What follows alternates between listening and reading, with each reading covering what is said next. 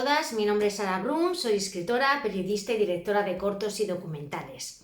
Estoy aquí porque Civivox me ha invitado a hablar de literatura a todo su público y estoy realmente entusiasmada con este proyecto porque, como todos vosotros, supongo, amo los libros.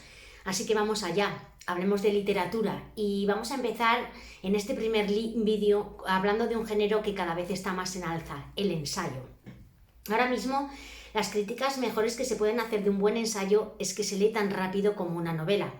Mientras el ensayo no forme parte de nuestras lecturas habituales y su lectura sea algo puntual, nos quedaremos con esa comparación con la novela, aunque ya cada vez es más habitual ver libros de ensayo entre los primeros puestos de los libros más vendidos en las librerías. Le pasó a Sapiens, por ejemplo, de Yuval Noah Harari, y también al libro que tengo ahora mismo en mis manos, El infinito en un junco, de Irene Vallejo. Me ha parecido oportuno comenzar con esta maravilla, este ciclo, porque vamos a hablar de libros y qué mejor manera de hacerlo que comenzando por un ensayo que habla de la historia de los libros. Irene ha hecho algo grandioso. No solo nos ha contado el duro recorrido de la escritura y los libros que hoy manejamos a nuestro antojo, sino que también nos ha hecho comprender que sin los libros no habríamos llegado hasta aquí. Nada sería igual, ni nuestra historia, ni nuestros pensamientos, ni nuestras referencias. Por sus páginas desfilan nombres de las personas que fueron imprescindibles en el devenir de los libros: Alejandro, Ptolomeo, Homero, Heráclito, Hipatia. Con ellos recorremos la historia de los libros y el milagro que hicieron al hacerlos perdurar. Nuestros y muy cercanos además. Como un pariente culto con el que tienes la suerte de conversar en comidas familiares o un maestro al que admiras porque da muy buenas clases.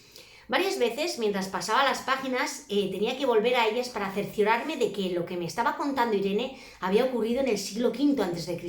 y no ayer mismo. Y lo mismo pasa con la ciudad que es la absoluta protagonista de la primera parte, Alejandría. De repente se me ha presentado cercana en el tiempo y en el espacio esta ciudad, pero cuando cerraba el libro me daba cuenta de que Alejandría, la ciudad en la que he habitado mientras pasaba las páginas, ya no existe, al menos como la conocieron nuestros antepasados. No existe físicamente, claro está, pero sí en cada uno de nosotros cada vez que abrimos un libro. Y es que los libros no son solo entretenimiento, son parte de nuestra personalidad, son la extensión de nuestra memoria y nuestra imaginación, y los lectores y lectoras debemos de sentirnos muy afortunados porque tenemos en nuestras manos un poder que se ofrece a todo el mundo, aunque muchos rechacen por pereza o porque simplemente no les gusta leer. Aprender de mundos que no son el tuyo es lo que nos brinda un libro. Y en este he aprendido muchísimo. He aprendido con cada palabra y me he sorprendido más si cabe porque, ¿sabéis qué? Todo estaba ya inventado entonces. Todo era entonces ya hace mucho tiempo como es ahora. Y eso quizás es lo que más me ha sorprendido. Por ejemplo, ¿sabíais que Internet está organizada igual que lo estaban las bibliotecas antiguas? Hasta la llegada de Alejandro Magno al poder, las ciudades griegas eran pequeños países siempre a la gresca. Alejandro los conquistó y los unió, y luego se dedicó a conquistar el mundo. La Alejandría de Egipto lleva su nombre, como tantas otras ciudades. Él nunca habitó allí sino después de muerto. El sueño de Alejandro, sueño que alimentaba en parte gracias a Aquiles, el protagonista de la Ilíada de Homero, al que quería parecerse, era conquistar todos los confines de la tierra conocidos, y lo consiguió. Ahora solo faltaba mantenerlos y crear una conciencia de pertenecer a algo más grande que el país pequeño al que antes pertenecían sus habitantes. Y esto se consiguió en parte gracias a los libros y sobre todo a Homero, a la Ilíada y a la Odisea. La Biblioteca de Alejandría no nació para ofrecer un refugio al pasado y su herencia, que también. Era también la avanzadilla de una sociedad que podríamos considerar globalizada, como la nuestra. Esa primera globalización se llamó helenismo. Costumbres, creencias y formas de vida comunes arraigaron en los territorios conquistados por Alejandro, desde Anatolia hasta Punjab. La arquitectura griega era imitada, por ejemplo, en lugares tan remotos como la Libia o la isla de Java. El idioma griego servía para comunicarse a asiáticos y africanos, aunque lo hablaban como chapurreamos ahora el inglés. En Babilonia leían a Homero. Por los caminos del comercio, la educación y el mestizaje, una gran parte del mundo se unió en una llamativa asimilación cultural gracias a Homero. Tener todos los libros publicados del mundo conocido fue la gran obsesión de Ptolomeo, el nuevo rey del Nuevo Egipto tras la conquista de Alejandro. Tener todo el saber en sus manos, en una palabra. ¿Os imagináis lo que sería ahora poder saber toda la Wikipedia, no mirarlo, sino saber de toda la información o toda la cultura que podamos haber acumulado ahora en el siglo XXI? Pues eso es lo que eso es lo que pretendió Ptolomeo, aunarlo en la biblioteca de Alejandría. Y es que la biblioteca ocupaba un lugar esencial en aquella pequeña ciudad de sabios. Pocas veces en la historia se ha hecho un esfuerzo parecido, consciente y deliberado, por reunir en un único lugar a las mentes más brillantes de la época. Y nunca antes los mejores pensadores habían tenido acceso a tantos y tantos libros. Al principio, la escritura nació con vocación administrativa, en tablillas de arcilla que se escribían punzón en mano. Se anotaban recibos, contratos, facturas y algún que otro himno religioso. La literatura no hubiera sido posible sin el afán de los egipcios, ya totalmente helenizados, por encontrar otro soporte que fuera más liviano, y la solución fue el junco. Pero los papiros de junco tenían un inconveniente, y es que el clima seco de Egipto conservaba su flexibilidad y blancura, pero en la humedad de Europa los ennegrecía, volviéndolos frágiles. Esto no era ningún impedimento para que fueran el producto más requerido de la época, como podría ser hoy, por ejemplo, el petróleo o el coltán. Claro que los rollos solo se fabricaban en Egipto. Eran productos de importación sostenido por una pujante estructura comercial que continuó viva incluso bajo la dominación musulmana, y los soberanos egipcios aplicaban las condiciones de venta que les daba la gana. Tenían el manejo absoluto de la bolsa de los libros. Y además no querían que nadie les copiara la idea de tener la biblioteca más grande del mundo. Así que cuando el rey de Egipto, Ptolomeo, descubrió que el rey de Pérgamo quería construir una biblioteca tan importante como la de Alejandría, el egipcio cortó el suministro de papiro, pero la jugada le salió mal, porque en Pérgamo reaccionaron perfeccionando la antigua técnica oriental de escribir sobre cuero, y fue tan exitosa que la palabra derivada de este sostén de la escritura ha llegado hasta nuestros días: pergamino. La biblioteca de Alejandría lo adquiría todo, desde poemas épicos hasta libros de cocina. No os podéis ni imaginar qué éxito tenían ya por aquel entonces los masterchefs de la época. Claro que con tanto material, los estudiosos que vivían sus vidas entre las paredes de la gran biblioteca tenían que decidir a qué manuscritos dedicaban su esfuerzo, cuáles serían los libros que copiarían una y otra vez y cuidarían con más mimo para que no se perdieran. De todos ellos, uno fue el rey, y no hacemos más que nombrarlo, el gran protagonista de la literatura griega, Homero. Irene nos cuenta que Homero era un hombre que no tenía pasado, que nadie sabe con certeza si llegó a existir siquiera, o si la Ilíada y la Odisea eran relatos que se contaban oralmente generación tras generación durante muchos siglos, y por fin alguien o alguienes lo pusieron por escrito, sin firmar, puesto que los derechos de autor por aquel entonces ni se contemplaban, y además, aunque lo hubieran firmado, no era suyo el texto. La Ilíada y la Odisea fueron primero narraciones contadas, que gracias a la biblioteca de Alejandría han llegado hasta nuestros días con un lenguaje escrito. Por aquellos tiempos, a falta de libros sagrados, la Ilíada y la Odisea hacían las veces de estos libros sagrados. Los niños aprendían a leer con ellas, y no con frases infantiles del tipo «mi mamá me mima». Todo el mundo, de una punta a otra del mundo, conocía a los protagonistas homéricos. Ser griego dejó de ser un asunto de nacimiento para tener que ver mucho más con el amor a los poemas de Homero. La palabra escrita no tuvo un camino de vinos y rosas al principio, y sufrió al principio cierto estigma. Por ejemplo, Sócrates pensaba que la palabra escrita coartaba la libre decisión de ideas, y que nos volveríamos vagos por no hacer un esfuerzo de memoria, porque ya al tenerlo escrito solo teníamos que recurrir al texto o al libro. La invención del alfabeto fue una tecnología aún más revolucionaria que Internet, si cabe, porque por primera vez se construyó una memoria común, expandida y al alcance de todo el mundo. Ni el saber ni la literatura completa caben en una sola mente, pero gracias a los libros, cada uno de nosotros encuentra las puertas abiertas a todos los relatos y todos los conocimientos. Podemos pensar, como opinaba Sócrates, que nos hemos vuelto un puñado de engreídos ignorantes, o que gracias a las letras formamos parte del cerebro más importante y más inteligente que ha existido nunca, nos cuenta Irene.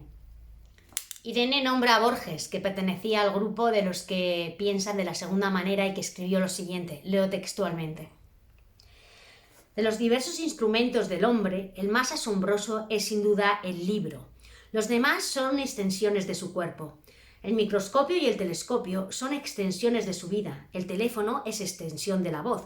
Luego tenemos el arado y la espada, que son extensiones de su brazo, pero el libro es otra cosa.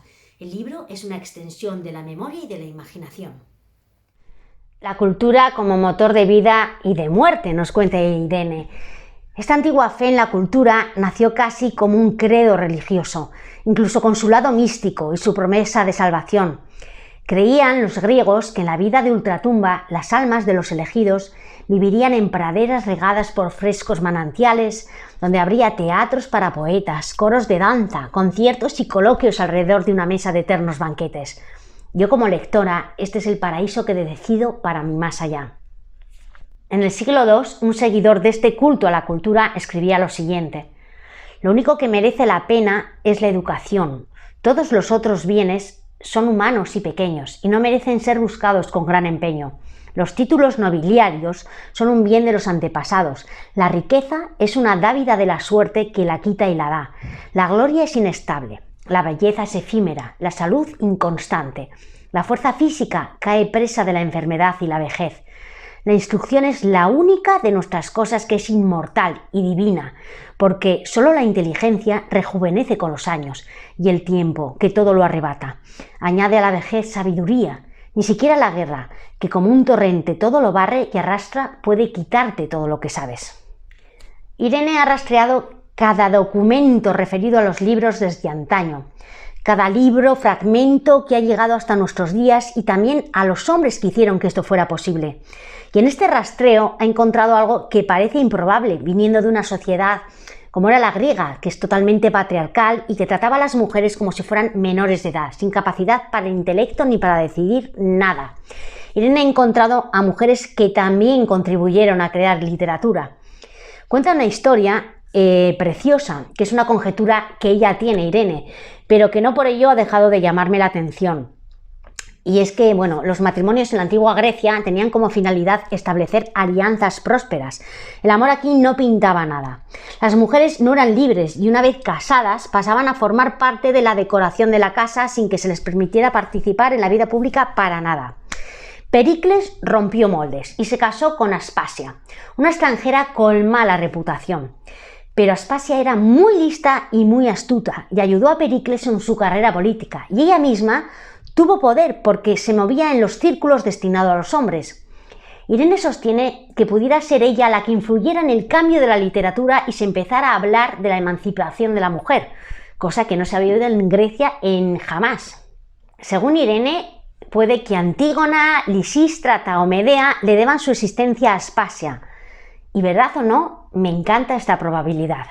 También tiene Irene un capítulo dedicado a Hipatia, por supuesto, y también a nuestra María Moliner, una mujer que escribió sola y en su casa un diccionario más completo y enriquecido que el de la Real Academia, pero que la propia Academia tardó en reconocer porque era mujer, claro está. Siguiendo con la no historia de las mujeres en el ámbito de la literatura ni en ninguno, Irene cuenta una anécdota muy curiosa. Las mujeres no estamos presentes en la literatura salvo como bibliotecarias teñudas, con moño, pelo blanco, gafas, solteronas y amargadas por no haber encontrado varón que nos saque de esa mísera vida y nos dé hijos. Esta caricatura de las bibliotecarias está totalmente arraigada en el siglo XX. Y es que en la película Qué bello es vivir, el personaje de James Stewart está al borde del suicidio en Nochebuena y entonces se le aparece un ángel que le muestra cómo sería el mundo si él no hubiera nacido.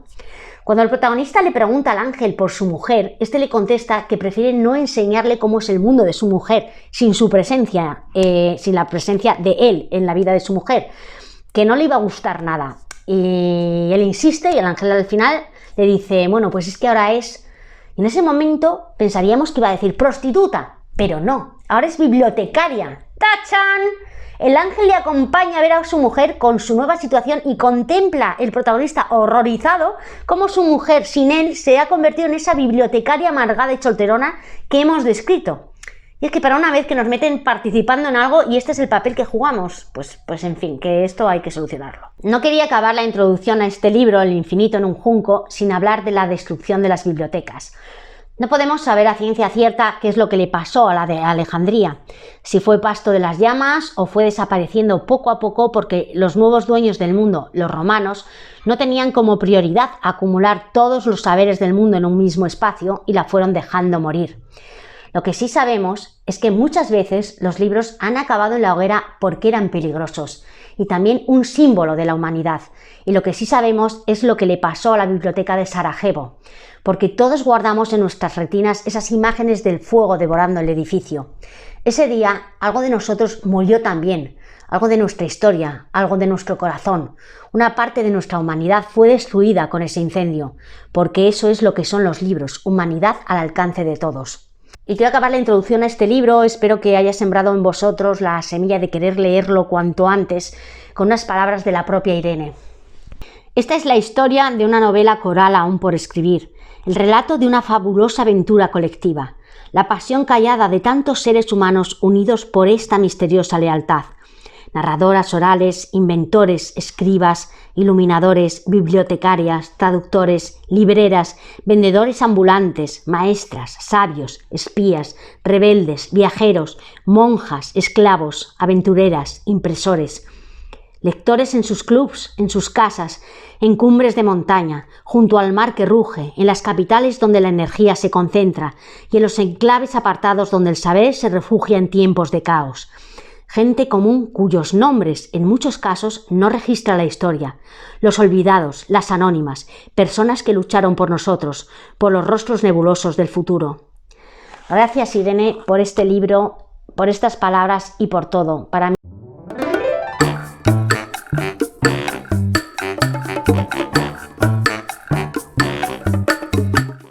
Hola, ya estamos aquí de nuevo y en esta ocasión os voy a hablar de otro ensayo, Las brujas de Zugarramurdi, de Miquel Azurmendi.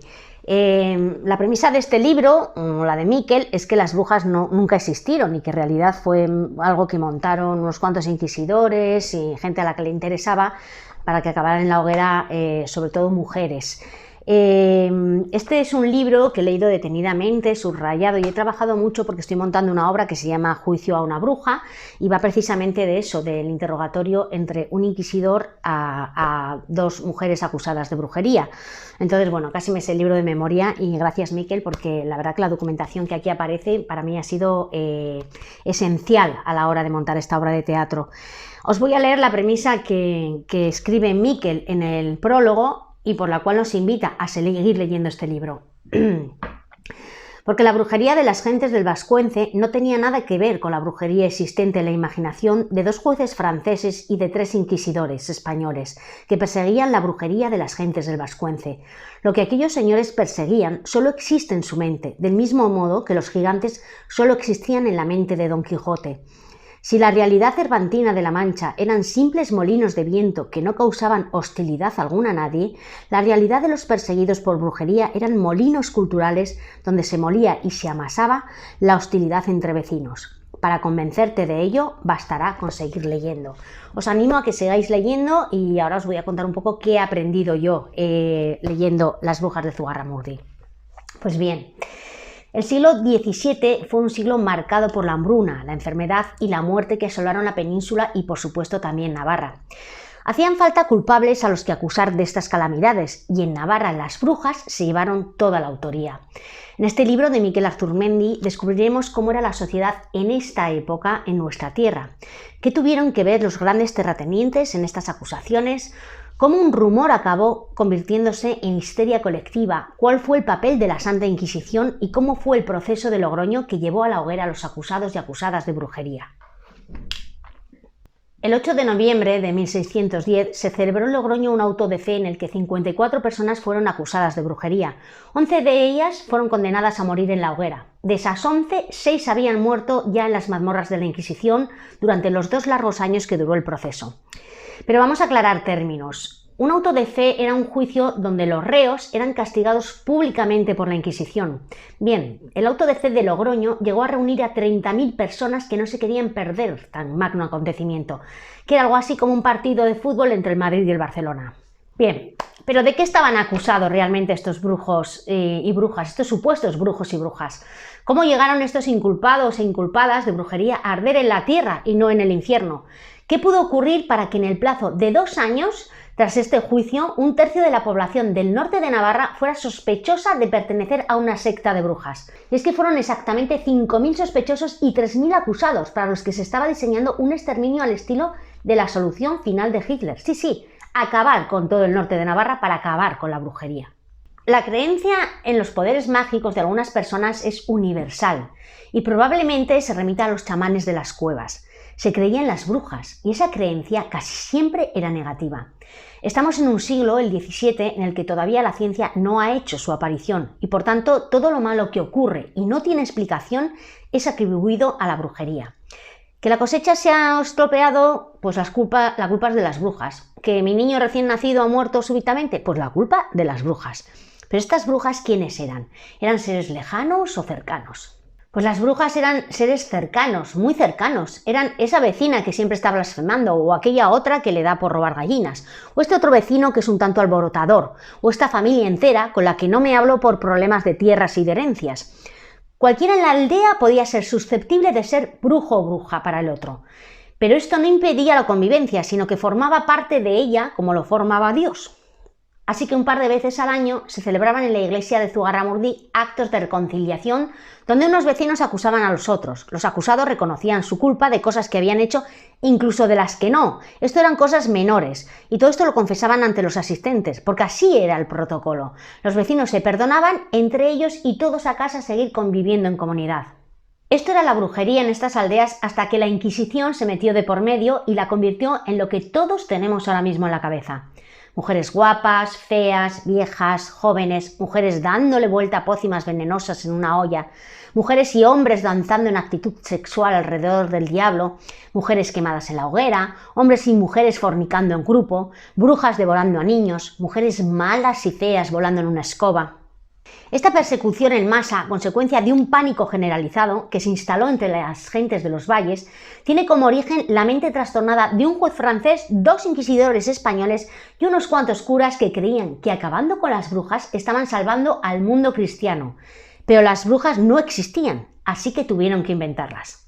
2 inquisidores fueron los encargados de todo este proceso e interrogatorios a las supuestas brujas de Zugarramurdi, que duró 2 años, y en el que hay tantas contradicciones y falta de pruebas que solo con el sentido común hubiera tenido que ser anulado este juicio.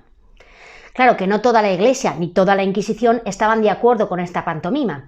Había 2 bandos, uno que creía a fe ciega en todo el mundo brujeril y otro que ponía en duda todos los horrores y barbaridades que los 2 inquisidores estaban relatando. Por otra parte, los acusados solo hablaban euskera, y los inquisidores no solo no lo hablaban, sino que además esta lengua les parecía la lengua del demonio, y por eso solicitaron la ayuda de un traductor, que ellos mismos nombraron, y que traducía solo lo que era conveniente a la causa de los 2 inquisidores, claro está. Lo que es curioso del juicio de las brujas de Zugarramurdi es que parte de los acusados eran miembros de una misma familia.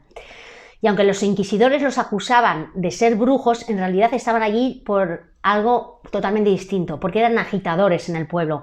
Esta es una de las respuestas que intenta dar Azurmendi a la pregunta de por qué acaecieron estos hechos. Básicamente, esta familia no quería seguir siendo sierva del señor de la zona ni del abad del monasterio de Urdax. Querían ser jornaleros libres. Y claro, empezaron a hablar de derechos desde el pueblo llano en la aldea y en la zona, y como es lógico, los 2 señores feudales se enfadaron. ¿Y qué hicieron? Pues pagaron a una chica, no sabemos muy bien qué, para que les acusara de brujería a esta familia. Y la chica contó que ella misma había estado en una junta de brujos y los había visto a todos. Los de la aldea, sobre todo aquellos que no se llevaban bien con esta familia, se lo creyeron y estuvieron acosándoles durante días hasta que se celebró el acto de reconciliación del que os he hablado antes en la iglesia. Ellos confesaron sus pequeñas fechorías y el pueblo los perdonó. Y así se hubiera quedado la cosa, pero no. El abad quería más castigo y llamó a la Inquisición, que los detuvo a todos. Nada existe hasta que no se nombra. Nada que no tenga nombre existe. Y este fue uno de los mayores logros de los 2 inquisidores, inventarse una palabra, ponerla en boca de los brujos y hacerla mundialmente conocida. Los 2 inquisidores se vanagloriaban de haberles arrancado a los interrogatorios a los acusados el nombre secreto que el diablo utilizaba para nombrar en sus reuniones: aquelarre, traducido al castellano como Prado del Cabrón. Pasó a designar desde entonces a las reuniones de brujos, pero en realidad esa palabra no existía ni en vascuence ni en ninguna otra lengua, y nadie, ni los propios brujos, la habían escuchado jamás. Nada existe hasta que no se nombra, y al nombrar los aquelarres, estos empezaron a existir en el imaginario colectivo. La Inquisición tenía un protocolo de interrogatorio fijo y que nadie se podía saltar. Este protocolo iba encaminado a discernir si lo que estaban confesando los acusados era real o producto de la imaginación o de los sueños, y sobre todo iba encaminado a conseguir pruebas tangibles.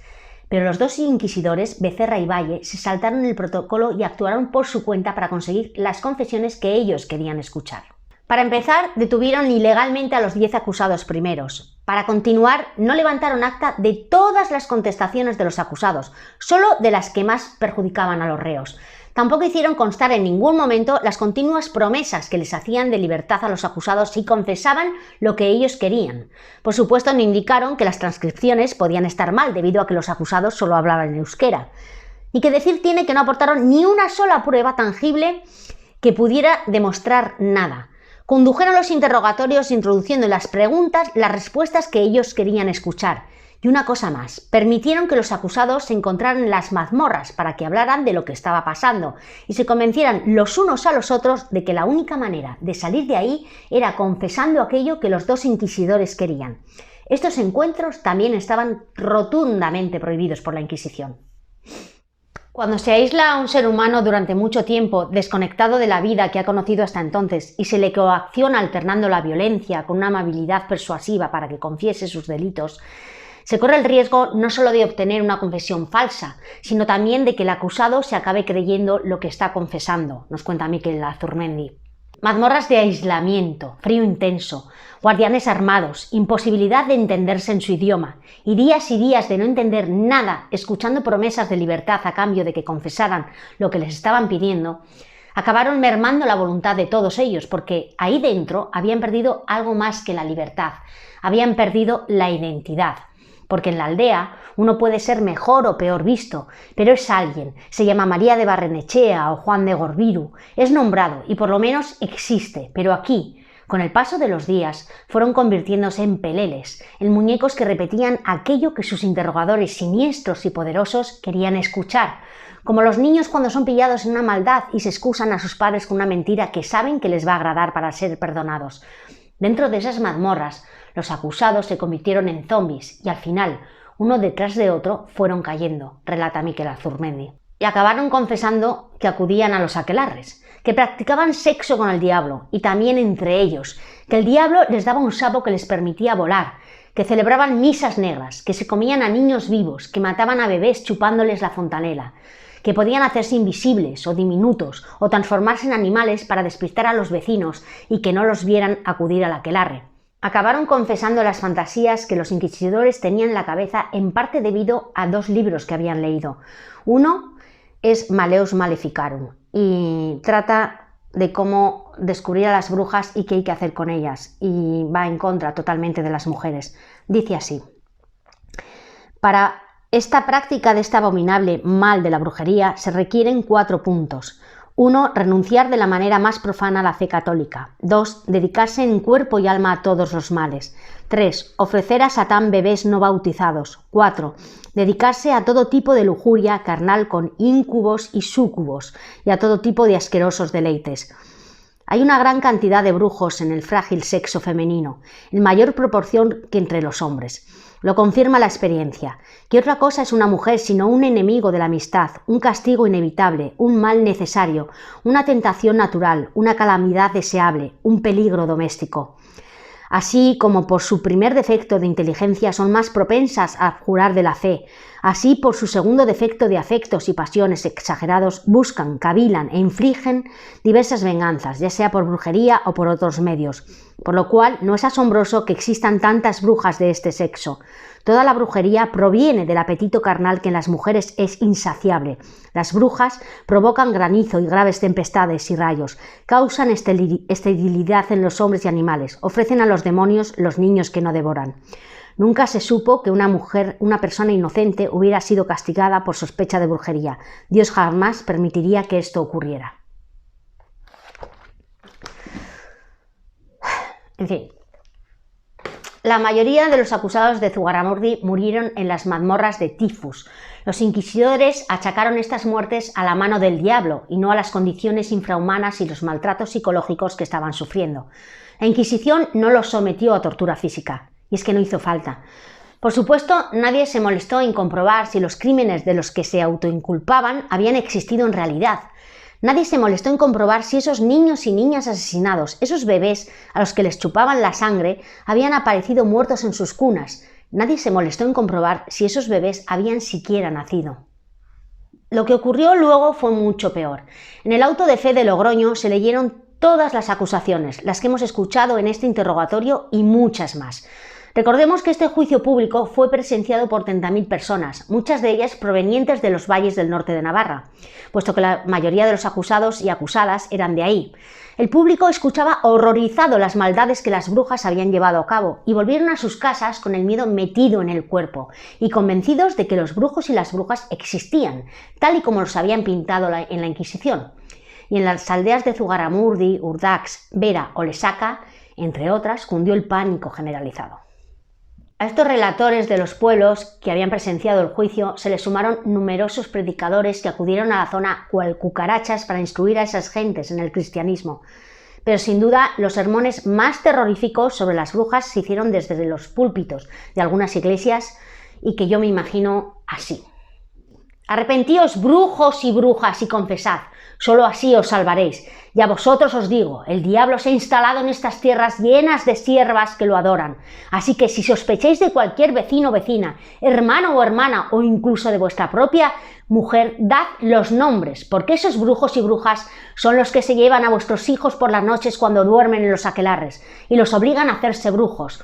Esas brujas son las que arrasan con vuestras cosechas y matan a vuestros bebés. Y dentro de todos ellos, las mujeres son las que prefiere el diablo como siervas, porque las mujeres son enemigas de la amistad, un castigo inevitable, un mal necesario incapaz de dominar su lujuria y su apetito sexual insaciable. A ellas hay que vigilarlas principalmente. El diablo se ha instalado entre nosotros, hermanos, y hay que acabar con su ejército. Así es como me imagino que daban los sermones algunos curas en las aldeas del norte de Navarra. Y como consecuencia de todos estos discursos, que eran el monotema en las aldeas, porque no se hablaba de otra cosa, los niños y niñas empezaron a tener pesadillas y se despertaban aterrorizados diciendo que una bruja se los había llevado al aquelarre y el diablo los había hecho brujos. Acabaron creyéndose que era verdad lo que soñaban de tanto oírlo. Los padres, aterrorizados, a su vez llevaron a la iglesia a los niños para protegerlos, y ahí los curas los tenían encerrados y vigilados para que no se durmieran y se los llevaran las brujas. Sí, habéis oído bien, no les dejaban dormir, y a veces incluso también los azotaban, obligándoles a confesar. ¿Pero qué tenían que confesar? Pues los nombres de las personas que les llevaban a los aquelarres. Y aquí es donde la maldad humana hace su aparición en todo su esplendor. Los adultos, sus propios padres, a veces les proporcionaban las listas de las mujeres y los hombres que tenían que ser acusados. Otras veces, las gentes pudientes les ofrecían una comida, una camisa nueva o unas monedas a cambio de inculpar a aquellos vecinos y vecinas que eran molestos. Algunos adultos vieron la oportunidad de solucionar sus rencillas personales que podían saltar incluso generaciones utilizando a los niños. La aldea rota, en Zugarramurdi y Urdax. Por ejemplo, de 300 habitantes, 158 fueron acusados de brujería, la mitad de la población. Y los castigos que los civiles ejercieron contra sus vecinos fueron mucho más crueles que los de la propia Inquisición. Pero, ¿cómo es posible que todas las confesiones coincidieran en gran parte? La respuesta está en la manipulación de masas por parte de gentes instruidas, que es mucho más fácil de ejercer de lo que pensamos. Y ejemplos no nos faltan a lo largo de la historia. Las autoridades civiles y eclesiásticas que llevaron a cabo este proceso sí creían en las brujas, creían con fe ciega y creían su versión de ellas porque lo habían leído en 2 libros. Estos 2 escritos por hombres a los que ahora hubiéramos diagnosticado como enfermos sexuales y que describieron en ellos todos los tormentos que las mujeres les causaban sexualmente en nombre del diablo. El contenido de estos 2 libros es lo que los 2 inquisidores y unos cuantos curas no dejaron de repetir en todo este triste proceso. Y al final, de tanto repetirlo, la mentira se acabó convirtiendo en verdad. Pero ¿cómo acabó todo esto? Ya he comentado antes que entre las autoridades eclesiásticas y civiles había 2 bandos. Un inquisidor, Alonso Salazar y Frías, había trabajado casi desde el principio recogiendo testimonios que demostraran que en realidad la brujería no existía y había puesto en entredicho todo el trabajo de sus compañeros. Al final la Inquisición le hizo caso, cerró los expedientes, perdonó a todos los acusados y prohibió hablar de brujería nunca más. Porque nada existe si no se nombra, y la brujería solo empezó a existir cuando se empezó a hablar y a escribir sobre ella. Lo dejaré claro una vez más. Jamás llegó a ocurrir nada de lo que los acusados confesaron por miedo y amenazas. Jamás se llevó a cabo ningún tipo de aquelarre. Simplemente fue un bulo, el gran bulo de las brujas de Zugarramurdi. Y esto es lo que he aprendido en este libro, que os invito a leer para que sepáis cómo fue todo el proceso de la Inquisición y todo el proceso posterior al juicio de las brujas de Zugarramurdi.